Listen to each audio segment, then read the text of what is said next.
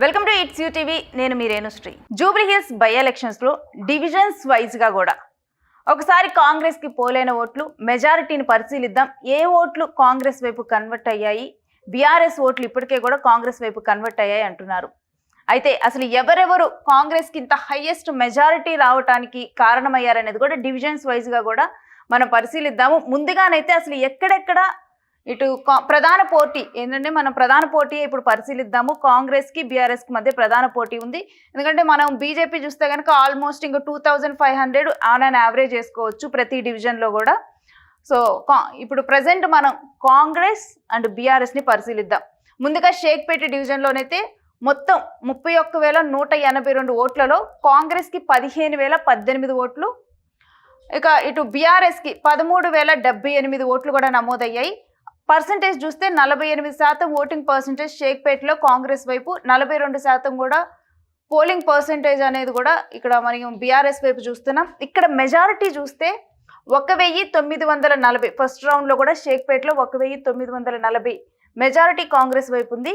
అంటే నవీన్ యాదవ్ అభ్యర్థికి 1940 మెజారిటీ ఉంది. ఎర్రగడ్డలో 29,716 ఓట్లకు కూడా 14,158 కాంగ్రెస్కి వచ్చినటువంటి ఓట్లు, ఇక 11,939 బీఆర్ఎస్కి వచ్చినటువంటి ఓట్లు. దీంట్లో 2,219 మెజారిటీ అనేది కూడా రెండో రౌండ్లో ఎర్రగడ్డలోనైతే జూబ్లీ హిల్స్లో ఇక్కడ నవీన్ యాదవ్ మెజారిటీలో ఉన్నారు. వెంగళరావులో చూస్తే కనుక వెంగళరావు నగర్లో 25,663 ఓట్లలో కూడా 13,348 ఓట్లు అనేవి కాంగ్రెస్ వైపు, 8,992 ఓట్లు మాత్రమే బీఆర్ఎస్ వైపు ఉన్నాయి. ఇక్కడ 4,356 మెజారిటీ అనేది కూడా నవీన్ యాదవ్ సొంతం చేసుకున్నారు. ఇక్కడ రెహమత్ నగర్లో 39,115 ఓట్లు, ఇక్కడ వచ్చేసి 20,728 ఓట్లు కాంగ్రెస్ వైపు, 15,033 ఓట్లు కూడా బీఆర్ఎస్ వైపునే. ఇక్కడ దాదాపు 5,000కు పైగా 5,695 మెజారిటీ నవీన్ యాదవ్ వైపు ఉంది. ఇక సోమాజిగూడలో 13,912 ఇన్ని ఓట్లలో కూడా 7,135 ఓట్లు కాంగ్రెస్కి, 4,408 ఓట్లు బీఆర్ఎస్కి, మెజారిటీ 2,727 ఓట్లు నవీన్ యాదవ్ మెజారిటీ. ఇక యూసఫ్ గూడాలో ఆరో డివిజన్లు ఇక్కడ 25,283 ఓట్లలో కూడా 13,829 ఓట్లు కాంగ్రెస్ వైపు ఉన్నాయి. 8,537 ఓట్లు కూడా ఇక్కడ బీఆర్ఎస్ వైపు ఉన్నాయి. ఇక్కడ కూడా హైయెస్ట్ మెజారిటీ 5,292 హైయెస్ట్ మెజారిటీ ఇక్కడ కూడా చూడొచ్చు. ఇక బోరబండలో మొత్తం కూడా 29,760 ఓట్లలో కూడా 14,729 ఓట్లు కాంగ్రెస్ వైపు, 12,247 ఓట్లు బీఆర్ఎస్ వైపు. ఇక్కడ 2,482 మెజారిటీ నవీన్ యాదవ్కు ఉంది. అయితే ఈ 7 డివిజన్లలో కూడా ఇంత మెజారిటీ కాంగ్రెస్ సొంతం చేసుకోవటానికి కారణాలు ఏంటి, ఎక్కువగా కూడా ఏ ఫ్యాక్టర్స్ 7 డివిజన్లో కలిసి వచ్చాయి, ఎవరెవరు ఇక్కడ కాంగ్రెస్ వైపు పనిచేసి ఇంత మెజారిటీకి కారణమయ్యారు అనే అంశాన్ని ఇప్పుడు చూద్దాం. సో ఇక మొదటి రౌండ్ షేక్పేట డివిజన్లో జరిగింది. షేక్పేట డివిజన్లో చూద్దాం. షేక్పేట డివిజన్లో ఇక్కడ ముస్లిం మైనారిటీ ఓట్లు అధికం. అసలు ముందుగానైతే ఇక్కడ బీఆర్ఎస్కి ఎడ్జ్ ఎక్కువ అని చెప్పి కూడా ప్రచారం జరిగింది. కానీ ఇక్కడ కాంగ్రెస్కే ఇప్పుడు మనం చూస్తే కనుక 1,940 ఓట్ల మెజారిటీ ఇక్కడ ఉంది. అయితే ఇక్కడ మారిన అంశాలు ఏంటి, ఎందుకు కాంగ్రెస్కి ఇక్కడ కలిసి వచ్చిందనే అంశాలు చూస్తే కనుక ఇక్కడ మైనారిటీ ఓట్ బ్యాంక్ అనేది అధికము. అయితే ఈ మైనారిటీ ఓట్ బ్యాంక్ ఇక్కడ ఏమైందంటే ఎంఐఎం కార్పొరేటర్ ఉన్నారు. ఎంఐఎం కార్పొరేటర్ ఉండటం వల్ల అక్కడ ప్రచారం జరగటము, ఎంఐఎం ఫ్యాక్టర్ ఇక్కడ ఒకటి వర్కౌట్ అయింది. ఇంకోటి ఏంటంటే ఇటు అజారుద్దీన్కి మంత్రి పదవి, ఈ స్ట్రాటజీ కూడా ఇక్కడ వర్కౌట్ అయింది. ఇక్కడ మైనారిటీ సంపూర్ణ మద్దతు, ఎంఐఎం సంపూర్ణ మద్దతు వల్ల కూడా ఇక్కడ మైనారిటీ ఓట్ బ్యాంక్ అనేది కూడా కాంగ్రెస్కి వెళ్ళినట్లుగానైతే విశ్లేషించవచ్చు. ఇక నెక్స్ట్ ఎర్రగడ్డకు వెళ్దాము. ఇక నెక్స్ట్ ఎర్రగడ్డలో కూడా మనకు ఒక స్పష్టమైన 2,219 ఆధిక్యత అనేది ఇక్కడ కాంగ్రెస్కి రావటం జరిగింది. సేమ్ ఇంకా ఎర్రగడ్డ మన షేక్పేట కూడా ఒకే రకమైన క్యాలిక్యులేషన్ చెప్పొచ్చు. ఎర్రగడ్డలో కూడా ముస్లిం మైనారిటీస్ ఎక్కువ, ఇక్కడ కూడా బీఆర్ఎస్కే ఎడ్జ్ ఉంటుంది అన్నారు. కానీ ఎంఐఎం ఫ్యాక్టరు, అజారుద్దీన్ ఫ్యాక్టర్ ఇక్కడ వర్కౌట్ అయ్యాయి. ఇక్కడ మైనారిటీస్ మీద ఎంఐఎం వర్క్ చేయటం కానీ ఇక్కడ కూడా ఎంఐఎం కార్పొరేటరే ఉన్నారు. సో ఇక్కడ ఎంఐఎం సక్సెస్ అయింది. మరొకటి ఏంటంటే అజారుద్దీన్ మంత్రి పదవి కూడా ఇక్కడ వర్కౌట్ అయింది. ఈ క్యాలిక్యులేషన్ కూడా ఇంకా అందుకని ఇక్కడ బీఆర్ఎస్కి ఎడ్జ్ ఉంటుంది అన్నప్పటికీ కూడా ఇక్కడ కాంగ్రెస్కే ఇక్కడ ఆధిక్యత వచ్చింది. ఇక నెక్స్ట్ వెంగళరావు నగర్. వెంగళరావు నగర్లో కూడా అసలు మొత్తం పోలేని ఓట్లు 25,663 ఓట్లు పోలైతే ఇక్కడ కాంగ్రెస్కి 13,348 ఓట్లు. ఇక్కడ మనం గమనించాల్సింది ఏంటంటే వెంగళరావు నగర్లో అసలు బీఆర్ఎస్కి క్లియర్ ఎడ్జ్ ఉంటుంది అని ప్రచారం జరిగింది. ఎందుకంటే ఇక్కడ వెంగళరావు నగర్లో మనం చూస్తే కనుక ఎక్కువ సంఖ్యలో కూడా ఇక్కడ సెటిలర్స్ అనే వాళ్ళు ఉంటారు. మనం మధురా నగర్ చూసినా, వెంగళరావు నగర్ చూసినా, రాజీవ్ నగర్ చూసినా కానీ ఇక్కడ ఏంటంటే క్లాస్ పీపుల్ అనే వాళ్ళు కూడా ఎక్కువ ఉంటారు. అందుకని ఇక్కడ ఎక్కువగా కూడా ఇటు మధ్య తరగతి ఎబో మిడిల్ క్లాస్ వీళ్ళందరూ ఉండే వాళ్ళు ఉంటారు. వీళ్ళే ఎక్కువగా ఉంటారు కాబట్టి ఈ ఓట్లన్నీ కూడా బీఆర్ఎస్కే వెళ్తాయి. ఇక్కడ క్లియర్గా కూడా బీఆర్ఎస్కి మెజారిటీ ఉంటుంది. ఇక్కడ మాగంటి సునీతకి ఎక్కువగా కూడా ఓట్లు లభించే అవకాశం ఉంటుంది అనుకున్నారు. కానీ ఇలాంటి ప్లేస్లో 4,356 ఓట్ల ఆధిక్యం కూడా ఇక్కడ నవీన్ యాదవ్కి వచ్చింది. అంత మెజారిటీ వచ్చింది. ఇక్కడ ప్లస్ అయిన పాయింట్స్ ఏంటంటే బీఆర్ఎస్ కార్పొరేటర్ ఇప్పుడు దేదీప్యారావు మాగంటి సునీత వెంట ఉండి ప్రచారం చేశారు.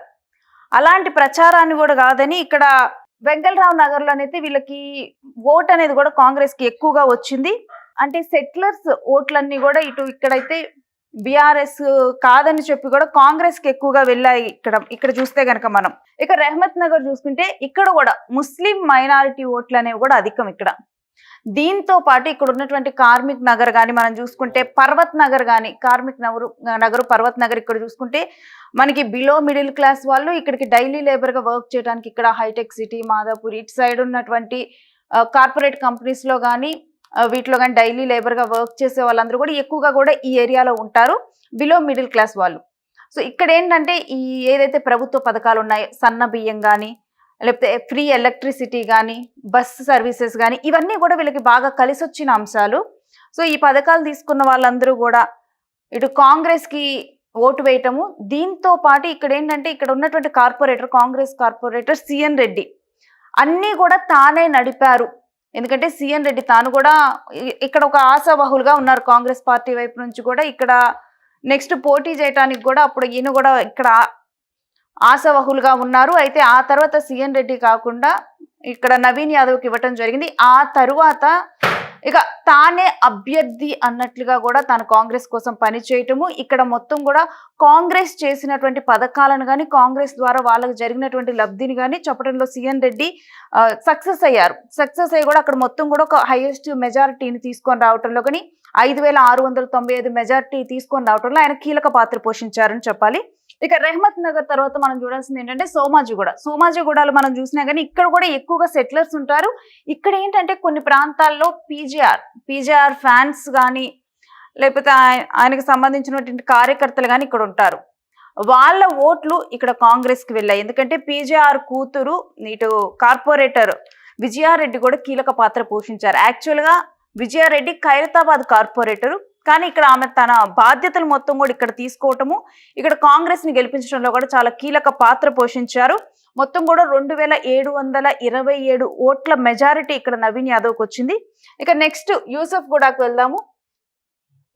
సో యూసఫ్ గూడలో చూసినా కానీ ఇక్కడైతే కాంగ్రెస్ అభ్యర్థి నవీన్ యాదవ్ సొంత ఇల్లు ఇక్కడే ఉండటం జరిగింది. ఇక నవీన్ యాదవ్ని ఎప్పటి నుంచో కూడా వాళ్ళు చూస్తున్నారు. ప్రతి ఒక్కరికి కూడా ఇక్కడ దాదాపుగా కూడా అక్కడ ఉన్నటువంటి వాళ్ళకి అతను ముఖ పరిచయస్తుడు. ఇక చిన్నప్పటి నుంచి కూడా అక్కడ ఉన్నటువంటి వాళ్ళతో ఆడటం పాడటం, దాంతోపాటు అక్కడ ఉన్నటువంటి క్రికెట్ టీమ్స్ వీటన్నిటిలో కూడా యూత్లో కూడా చాలా ఫెమిలియరు. ఈ చరిష్మా అనేది బాగా కూడా కలిసి వచ్చింది. ఇక్కడైతే నవీన్ యాదవ్కి యూసఫ్ గూడలో కూడా ఇక మొత్తం కూడా తన గెలుపు తానే కారణంగా మనం చెప్పాలి. ఎందుకంటే బస్తీ ఏరియాలో కూడా పూర్తిగా కూడా తనకంటూ ఒక పట్టు అనేది ఉంది కూడా. ఇంకొకటి చూస్తే కనుక ఇదే ఏరియాలో సినీ కార్మికులు వీళ్ళ సమస్యలను కూడా జనాల్లో తీసుకొని వెళ్ళటం. వీళ్ళ తమ్ముడు నవీన్ యాదవ్ తమ్ముడు వెంకట్ యాదవ్ కూడా సినీ కార్మికుల యూనియన్ అధ్యక్షుడిగా ఉన్నాడు. ఇంకా సమస్యల పరిష్కారంలో కూడా వెంకట్ యాదవ్ ఎప్పుడైతే మనం చూసాం గతంలో కూడా సినీ కార్మికులు సమ్మె చేసినప్పుడు కానీ ఈ అంశాన్ని సీఎం రేవంత్ రెడ్డి దృష్టికి తీసుకొని వెళ్ళటము, ఆ అంశాన్ని సాల్వ్ చేయడంలో కూడా కీలక పాత్ర పోషించడం, ఇవన్నీ కూడా ఓట్లుగా ఇతనికి కన్వర్ట్ అయ్యాయి యూసఫ్ గూడలో. ఇక బోరబండ చూద్దాం. బోరబండలో కూడా ఇది ఒక ముస్లిం మైనారిటీ ఓట్లు అనేవి ఎక్కువగా ఉంటాయి. ఇక ఇక్కడ middle class below middle class people ఎక్కువగా ఉంటారు. ఇది ఒక బస్తీ.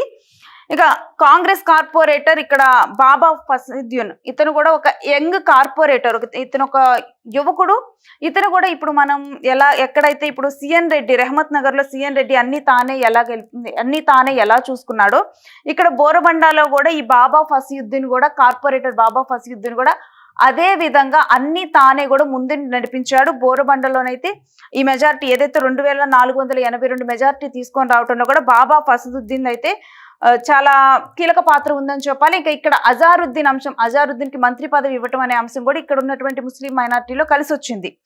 ఇక పోస్టల్ ఓట్లు కనుక మనం మాట్లాడుకుంటే దీని గురించి కూడా ప్రత్యేకంగా కూడా మాట్లాడుతున్నారు నిపుణులు. ఎందుకంటే ఇది గవర్నమెంట్ ఎంప్లాయీస్ వేసే ఓట్లు కాబట్టి పోస్టల్ దాంట్లో అంటే ఉద్యోగులు కాంగ్రెస్ పాలనలో సంతృప్తికరంగానే ఉన్నారు అనటానికి కూడా ఇది ఇండికేషన్. కాంగ్రెస్ కి 43 ఓట్లు కూడా పోల్ అవటం కూడా ఇది ఒక ఇండికేషన్. కాంగ్రెస్ 18, ఇక్కడ మెజారిటీ అనేది క్లియర్ మెజారిటీ ఉంది. సో ఉద్యోగులందరూ కూడా ఒక సంతృప్తికరమైన వాతావరణంలో అయితే కాంగ్రెస్ గవర్నమెంట్ లో ఉన్నారు అని చెప్పేందుకు కూడా ఇది ఒక ఎగ్జాంపుల్ గానైతే చెప్పొచ్చు. సో మొత్తంగా చూసుకుంటే 24,729 మెజారిటీ అనేది నవీన్ యాదవ్ కైవసం చేసుకున్నారు. ఇక డివిజన్లు వైజ్ గా చూసుకుంటే కనుక ఎక్కడ ఏ ఫ్యాక్టర్ కాంగ్రెస్ కి నవీన్ యాదవ్ కి కలిసి వచ్చింది, ఇంత మెజారిటీకి కూడా కారణమైంది అనే ఫ్యాక్టర్స్ ని మనం చూసాం ఇప్పుడు.